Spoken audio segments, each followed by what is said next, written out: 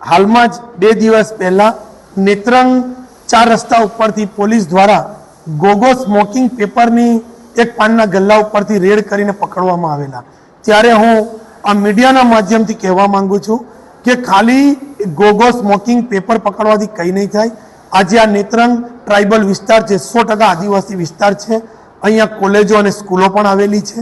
અહીંયાથી આજુબાજુ ભરૂચ જિલ્લા, નર્મદા જિલ્લા અને માંડવી, સુરત જિલ્લામાં વિદ્યાર્થીઓ અહીંથી અપડાઉન કરે છે। ત્યારે નેત્રંગની અંદર ખૂબ મોટા પ્રમાણમાં ચરસ હોય કે ગાંજા હોય એનું પ્રમાણમાં વેચાણ થઈ રહ્યું હશે તો જ આ ગોગો પેપર, સ્મોકિંગ પેપરનું અહીંયા વેચાણ થાય છે।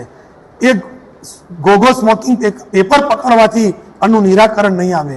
મારી આજે આ મીડિયાના માધ્યમથી પોલીસ તંત્રને કહેવું છે કે તાત્કાલિક ધોરણે જે કોઈ પણ વિસ્તારમાં જે કોઈ પણ લોકો આ નશાયુક્ત પદાર્થો વેચે છે એની પર કાર્યવાહી કરો, એમની ધરપકડ કરો। અહીંયા એમડીની પડીકીઓ પણ મળે છે એવું જાણવા મળેલું છે। ત્યારે પોલીસ દ્વારા ટૂંક સમયમાં આ જ્યાં પણ ગાંજાની પડીકીઓ મળે છે એમની પર રેડ કરવામાં નહીં આવે તો અમારા દ્વારા પોલીસને સાથે રાખી અને આ વસ્તુ પકડવી પડશે। ત્યારે હું નેત્રંગ પોલીસ ઇન્સ્પેક્ટરને પણ વિનંતી કરું છું, તાત્કાલિક ધોરણે નેત્રંગના 4 રસ્તાની 4 બાજુમાં કઈ કઈ જગ્યા પર આ પડીકી મળે છે અને પકડો। આ ગોગો પેપર કોણ લઈ જાય છે? એક પાનના ગલ્લાવાળાને ધરપકડ કરીને છોડી મૂકવાથી એનું નિરાકરણ નહીં આવે।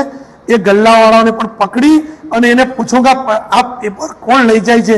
એ નવયુવાનોની ધરપકડ કરો અને એની વોચ કરો અને એના પછી એની કાર્યવાહી કરીને નશાયુક્તમાંથી આ યુવાનોને બહાર કાઢો એવી મારી આજે આ મીડિયાના માધ્યમથી પોલીસ તંત્રને વિનંતી છે।